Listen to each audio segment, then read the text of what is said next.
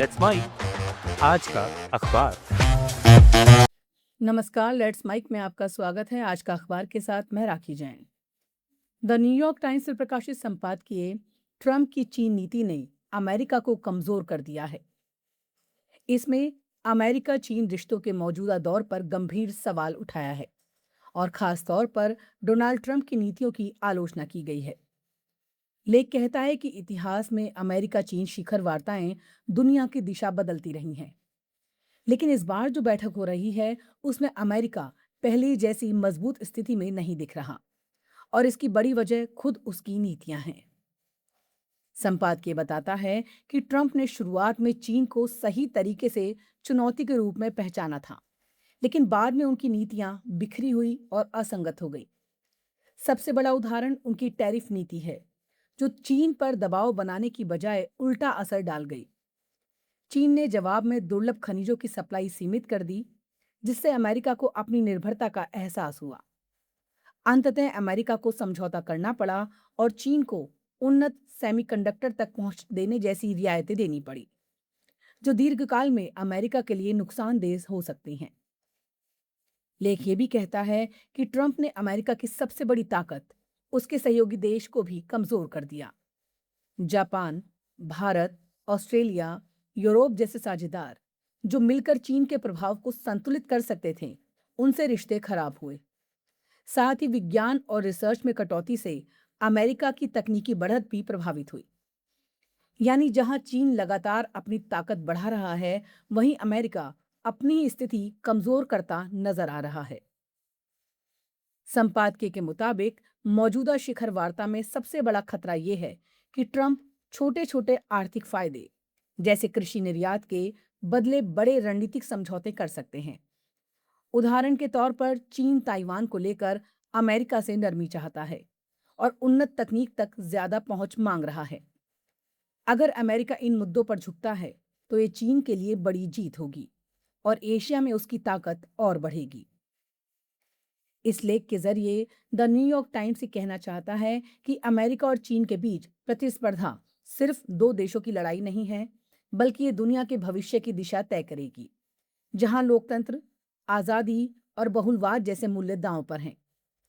लेख का साफ संदेश है कि अमेरिका को जल्दबाजी में फैसले लेने की बजाय लंबी रणनीति अपनानी चाहिए, अपने सहयोगियों को मजबूत करना चाहिए और चीन को अनजाने में फायदा पहुंचाने से बचना चाहिए। अभी की वार्ता में अगर सावधानी नहीं बरती गई तो ये अमेरिका की स्थिति को और कमजोर कर सकती है। द गार्जियन में प्रकाशित संपादकीय ईरान में दमन पर नरगिस मोहम्मदी जैसे राजनीतिक कैदियों को बम नहीं, आजादी चाहिए। इसमें एक बेहद अहम और संवेदनशील मुद्दे को उठाया गया है। ये लेख सिर्फ एक व्यक्ति की कहानी नहीं, बल्कि पूरे ईरान में मानवाधिकारों की बिगड़ती हालत की तस्वीर पेश करता है, जहां खतरा सिर्फ सरकार से नहीं, बल्कि बाहरी युद्ध से भी बढ़ रहा है। संपादकीय की शुरुआत नरगिस मोहम्मदी से होती है, जो नोबेल शांति पुरस्कार विजेता हैं और लंबे समय से ईरान में महिलाओं के अधिकार और आजादी की आवाज उठाती रही हैं। लेख बताता है कि उन्हें लगातार जेल में रखा गया, इलाज नहीं दिया गया और अब उनकी हालत बेहद गंभीर है। लेखक ये साफ कहता है कि ये सिर्फ लापरवाही नहीं, बल्कि एक तरह का धीमा दमन है, जहां सरकार सीधे मारती नहीं, लेकिन हालात ऐसे बना देती है कि इंसान धीरे धीरे खत्म हो जाए। आगे लेख ये बड़ा सवाल उठाता है कि ईरान के लोगों पर दोहरी मार पड़ रही है।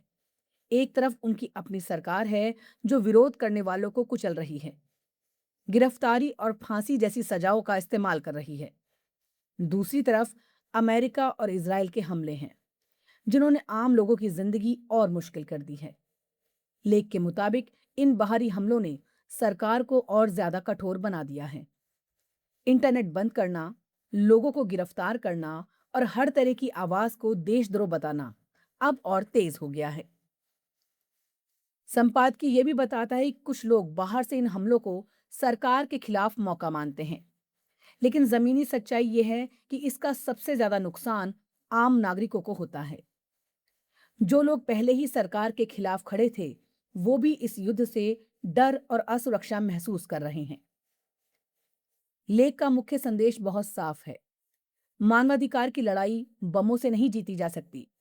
अगर सच में ईरान के लोगों की मदद करनी है, तो पहला कदम ये होना चाहिए कि नरगिस मोहम्मदी जैसे सभी राजनीतिक कैदियों को बिना शर्त रिहा किया जाए। साथ ही युद्ध विराम बेहद जरूरी है, क्योंकि जब तक युद्ध चलता रहेगा, तब तक रेपरेशन यानी दमन और बढ़ेगा।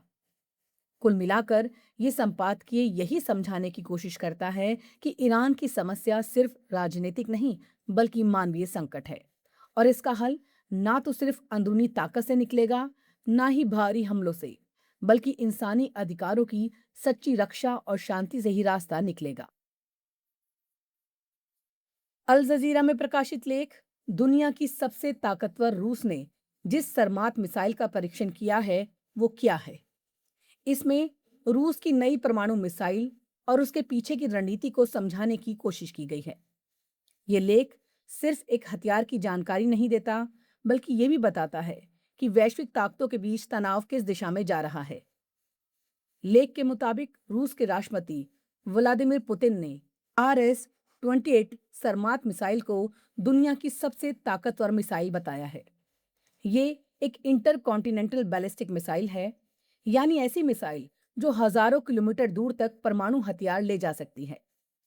पुतिन का दावा है कि इसकी मारक क्षमता 35,000 किलोमीटर तक हो सकती है, यानी ये धरती के लगभग किसी भी कोने तक पहुंच सकती है और मौजूदा मिसाइल डिफेंस सिस्टम को भी चकमा दे सकती है।